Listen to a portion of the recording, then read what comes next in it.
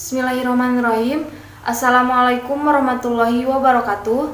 Perkenalkan, nama saya Naila Rizka Apipa dari kelas 1B S1 Keperawatan dengan nomor induk mahasiswa C2114201044 akan menjelaskan tentang syirik dan bahayanya bagi manusia sebagai tugas mata kuliah agama. Pembahasan yang pertama yaitu pengertian syirik. Menurut Muhammad bin Ibrahim bin Abdullah At-Tuwaijiri, pengertian syirik adalah menyekutukan Allah Subhanahu wa taala dalam rububiyahnya, uluhiyahnya, nama-nama dan sifat-sifatnya atau salah satunya. Jika seorang hamba meyakini bahwa ada sang pencipta selain Allah Subhanahu wa taala, maka ia telah musyrik. Perbuatan syirik tidak hanya terjadi di masa lalu, di mana belum adanya teknologi seperti sekarang ini, namun zaman serba canggih seperti sekarang pun masih terjadi perbuatan syirik. Sebagaimana yang dijelaskan dalam Al-Quran bahwa perbuatan syirik tidak diampuni oleh Allah Subhanahu wa taala. Allah Subhanahu wa taala berfirman, yang artinya sesungguhnya Allah tidak akan mengampuni dosa syirik dan Dia mengampuni segala dosa yang selain dari syirik itu bagi siapa yang dikehendakinya. Barang siapa yang mempersekutukan Allah, maka sungguh ia telah berbuat dosa yang besar. Quran Surat An-Nisa ayat 48. Syirik yang berkembang pada zaman dahulu adalah syirik jali, yaitu mempersekutukan Allah secara terang-terangan. Namun syirik yang berkembang di masa modern ini adalah syirik khafi, yaitu mempersekutukan Allah secara tidak sadar. Pembahasan yang kedua yaitu bentuk-bentuk syirik. Yang pertama, menyembah berhala. Praktek persembahan berhala telah berlangsung lama. Para nabi dan rasul mengajak dan meluruskan sistem penyembahan mereka kepada monoteisme murni, yakni penyembahan hanya kepada Allah Subhanahu wa taala. Pada zaman Rasulullah SAW, berhala yang dianggap penting dalam kehidupan masyarakat jahiliyah pada saat itu adalah Al-Lata, Al-Uzza, dan Manat. Yang kedua, sihir. Sihir termasuk perbuatan syirik karena perbuatan tersebut dapat menipu atau mengelabui orang dengan bantuan jin atau setan. Yang ketiga, peramalan. Peramalan ialah menentukan dan memberitahukan tentang hal-hal yang gaib pada masa-masa yang akan datang, baik itu dilakukannya dengan ilmu perbintangan, dengan membaca garis-garis tangan, atau dengan bantuan jin. Yang keempat, mempercayai paranormal atau ahli nujum dan ahli tenung. Dukun ialah orang yang dianggap dapat memberitahukan tentang hal-hal yang gaib pada masa datang atau memberitahukan apa yang tersirat dalam naluri manusia. Adapun tukang tenung adalah nama lain dari paranormal atau orang-orang yang mengaku bahwa dirinya dapat mengetahui dan melakukan hal-hal yang gaib, baik dengan bantuan jin atau setan, ataupun dengan membaca garis tangan. Yang terakhir, riya. Riya adalah beramal bukan karena Allah Subhanahu wa taala, melainkan karena ingin dipuji atau dilihat orang. Riya termasuk syirik. Pembahasan yang ketiga, penyebab syirik pada manusia. Yang pertama, dhaiful iman atau lemahnya iman. Seorang yang imannya lemah cenderung berbuat maksiat. Lemahnya rasa takut kepada Allah Subhanahu wa taala ini akan dimanfaatkan oleh hawa nafsu untuk menguasai diri seseorang.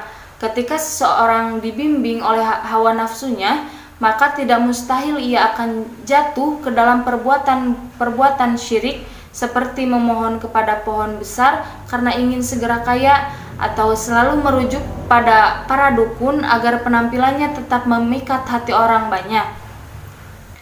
Yang kedua, al-jahlu atau kebodohan.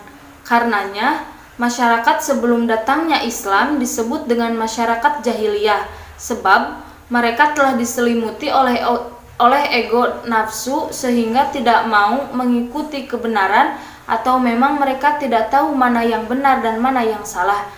Dalam kondisi yang penuh dengan kebodohan itu, orang-orang cenderung berbuat syirik. Karenanya semakin jahiliyahnya suatu kaum, bisa dipastikan bisa dipastikan kecenderungan berbuat syirik semakin kuat. Yang terakhir, taklid atau ikut-ikutan secara membabi buta. Al-Quran selalu menggambarkan bahwa orang-orang yang menyekutukan Allah Subhanahu wa Ta'ala selalu memberi alasan mereka melakukan itu karena mengikuti jejak nenek moyang. Selanjutnya, pembahasan bahaya syirik bagi kehidupan manusia.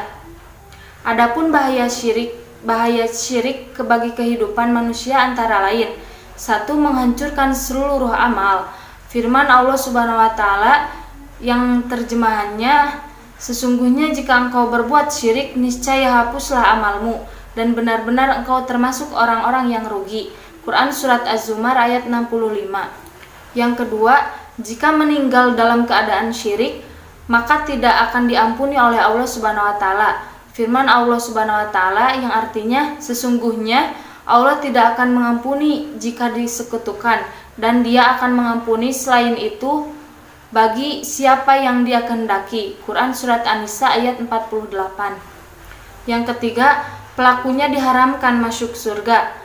Firman Allah Subhanahu wa Ta'ala yang artinya, sesungguhnya barang siapa yang menyekutukan Allah Subhanahu wa Ta'ala, maka pasti Allah mengharamkan jannah baginya dan tempatnya adalah neraka, dan tidak ada bagi orang-orang yang zalim itu seorang penolong pun. Quran Surat Al-Ma'idah ayat 72. Dan yang keempat, kekal di dalam neraka. Firman Allah Subhanahu wa Ta'ala yang artinya, sesungguhnya orang kafir, yakni ahli kitab dan orang-orang musyrik, akan masuk ke neraka jahanam. Mereka kekal di dalamnya. Mereka itu adalah seburuk-buruk makhluk. Quran Surat Al-Bayyinah ayat 6. Pembahasan yang terakhir yaitu tindakan Rasulullah SAW dalam mencegah kesyirikan. Syirik itu menyekutukan Allah. Menyekutukan Allah adalah dosa besar yang paling besar. Setiap orang yang meninggal di atas kesyirikan kekal di neraka selama-lamanya. Sementara Rasulullah SAW sangatlah menyayangi umatnya, sangat ingin agar kita terhindar dari kesyirikan. Karena itulah Rasulullah SAW berupaya menutup pintu-pintu kesyirikan dengan cara sebagai berikut. Yang pertama, beliau melarang kita dari melakukan perbuatan menjadikan kuburan sebagai tempat ibadah. Yang kedua, larangan menjadikan kubur beliau sebagai id atau tempat yang didatangi berulang-ulang. Dan yang terakhir, larangan bersafar menuju tempat yang dianggap berkah kecuali 3 masjid. Demikian yang dapat saya sampaikan. Mohon maaf apabila ada kesalahan. Wabillahi taufiq wal hidayah. Wassalamualaikum warahmatullahi wabarakatuh.